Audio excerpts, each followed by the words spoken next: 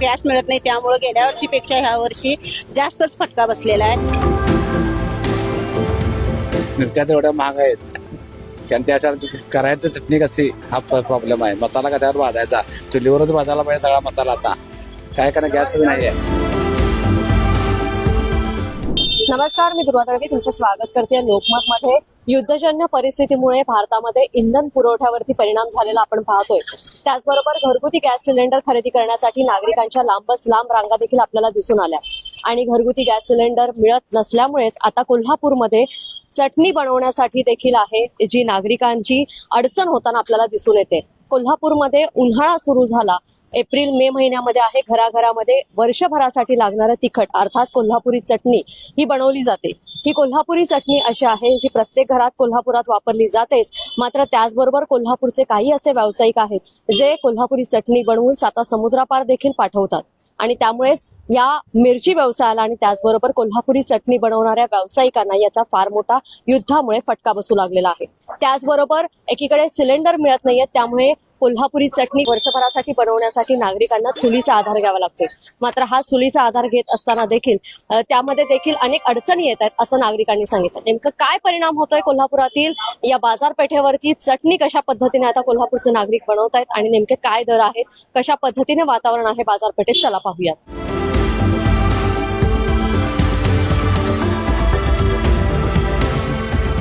एकतर गॅस मिळत नाही, त्यामुळे गेल्या वर्षीपेक्षा ह्या वर्षी जास्तच फटका बसलेला आहे. आणि त्यात आम्ही स्वतः चटणी तयार करून आम्ही चटणी विकतोय, त्याला सुद्धा गॅस मिळत नाही. त्यामुळं आम्हाला चटणी सुद्धा करायला गॅस मिळत नाही, त्यामुळे आम्हाला ते सुद्धा फटका बसलाय. गिरायकांची गेल्या वर्षीपेक्षा ह्या वर्षी 50% गिराईक कमी झाले. गेल्या वर्षी काय दर होता, यावर्षी काय दर? गेल्या वर्षी बेडगीचा दर होता 350, 400. ह्या वर्षी 650, 750, 800 असं दर आहे. लवंगीचा गेल्या वर्षी 250 होता, ह्या वर्षी 400 दर झालाय. त्यामुळे गिरायकांची म्हणजे मंदी जास्त वाढलेली.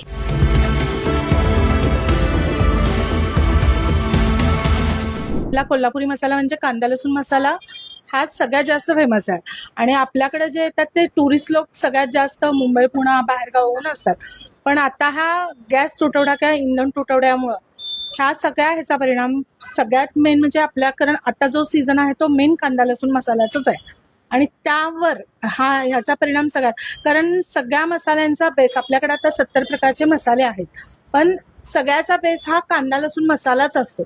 त्याच्यावर पण होतोच, त्याच्याशिवाय जी घरगुती पण जी 10-10 किलो वगैरे चटणी जी बनवली जाती त्याच्यावर सुद्धा, कारण आपल्याकडे तसा मिरची पुडा आणि खडा मसाला पण दिला जातो, त्याच्यावर पण त्याचा परिणाम पूर्णपणे होतो. आणि ह्याचा सगळ्यात जास्त इफेक्ट म्हणजे कामगारांच्या ह्याच्यावर होतो, कारण कामगारांना वेतन तर दिलं पाहिजे आणि त्यांना काम नाही होणार, कारण गॅस पूर्णपणे संपलेले आहेत. ह्याचा परिणाम युद्धाचा सगळ्यात जास्त हा आहे.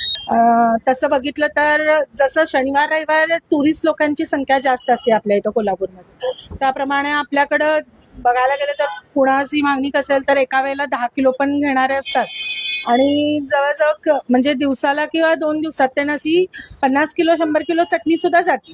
त्यामुळं ह्याचा परिणाम सगळ्यात जास्त, आणि एकच ब्रँड नाही, असे भरपूर ब्रँड आहेत. त्यामुळे त्या ब्रँडप्रमाणे जसं प्रत्येकाची जसं, कारण आता कमर्शियल गॅस पूर्णपणे बंद केलेले आहेत आणि घरगुती गॅस वापरायला त्यांना बंदी आहे. त्यामुळं वापरायचे कुठले, कारण फॅक्टरीमध्ये जर 10 कामगार असतील तर 10 कामगारांना आपण बसून ठेवून पगार द्यायला पाहिजे आणि गॅस तर नाही आहे. ही आताची सगळ्यात भीषण परिस्थिती निर्माण झालेली आहे. एकीकडे सिलेंडर संपल्यामुळे चुलीचा पर्याय देखील काही जण स्वीकारतायत, त्याचं काही तुमचं प्रयोजन? हा, मग म्हणजे आम्ही म्हणतोय जसं की वापरायला इंडक्शन आहेत किंवा हे आहेत, पण त्याच्यासाठी त्याला लागणारे प्रोव्हिजन्स म्हणजे तशी भांडी हवी आहेत, किंवा आता वृक्षतोड झाल्यामुळं वृक्षतोड म्हणजे लगेच प्रत्येक ठिकाणी कोळसा आला, मग कोळसाचा तुटवडा भासणार, म्हणजे प्रत्येकाचं हे चालू होणार यामागचं की हे नाही ना, मग ह्याचा तुटवडा भासला, हे नाही ना, आणि त्यामध्ये ह्या सगळ्याचा काळाबाजार चालू होणार. नक्कीच बसणार, महिलांनाच ह्याचा जास्त फटका बसणार, कारण कामगार ज्या असतात मोस्टली, कारण त्यांनाच हे प्रमाण कोल्हापुरी मसाल्याचं माहिती असतं, कारण जे प्रमाण आहे कोल्हापुरी मसाल्याचं ते बनवलं जातं, त्या महिलांना माहिती असतं, त्यामुळे महिलाच घेतल्या जातात, ते पुरुष लोक कोणी करू शकत नाही. त्यामुळे ह्याचा परिणाम महिलांनाच बसू शकतो. मिरचीला म्हणावं लागलं तर गेल्या वर्षीपेक्षा ह्या वर्षी ग्राहकमध्ये 30%चा तुटवडा जाणवतोय. याचं एकच कारण म्हणजे गॅस टंचाईमुळे तर हा जास्त फटका पडत आहे. दुसरी गोष्ट म्हणजे दरवाढीचा पण गेल्या वर्षी बॅडगे मिरचीमध्ये 200 ते 300 रुपयाचा फरक पडलेला आहे आणि तिखटाच्या मिरचीमध्ये 50-100 रुपयाचा फरक आहे. हा एक फटका गिराकाला आणि सर्वसामान्य जनतेला लागला आहे. दुसरी गोष्ट म्हणजे आपल्या भगिनी ज्या आहेत त्यांना गॅस टंचाईमुळे हा तर चटणी जे करावी लागते ते गॅसमुळं मसाले सगळे गरम करणे, मिरची सोकवणे, जास्त वाळवणे करणे, त्यामुळे गॅस एक मिळायला तयार नाही काय नाही. आणि दुसऱ्या गोष्ट आपल्या भगिनी ज्या आहेत ते सर्व्हिसवाल्या त्यांना तर सर्व्हिसला जायला वेळ लागतो. या उन्हाचा एक तडाखा ह्याच्यामुळं गिराईक मेटाकुटीला येऊन व्यवसायावर 30% परिणाम जाणवा लागला आहे मला तरी. आणि सध्या मसाल्यामध्ये पण थोडंसं वाढ आहे.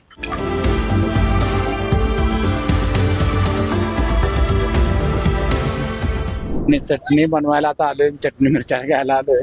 मिरच्या तर एवढ्या महाग आहेत कारण त्याच्यावर करायचं चटणी कशी हा प्रॉब्लेम आहे. मसाला कशावर भाजायचा, चुलीवरच भाजायला पाहिजे सगळा मसाला. आता काय करणं, गॅसच नाहीये, काय करू शकणार नाही, काय करू शकत नाही.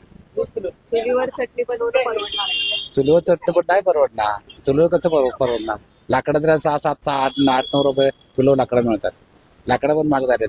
पहिलं 5-6 रुपये मिळायचे, आता 8 रुपये 9 रुपये किलो लाकडं झालं. ती लाकडं आणून चुलीवर पेटवायचं कुठं, असा प्रॉब्लेम होतोय. हा खेड्यापाड्यात असं गोष्टी एवढी परडे वगैरे असतात पाठीमागे करता येतं, शहरात कसं करायचं. जरा दूर झाला की लोक ओरडतात, एकामेकाच्या घरात दूर जातोय, दुरात त्रास होतोय लोकांना, असं होतंय ना सगळं. त्यामुळे चटणी करायचं म्हटल्यानंतर चुलीवरच करा, दुसरा प्रॉब्लेमच नाही. आता हेच नाहीये, सिलेंडर नाही म्हणून काय करणार आहे.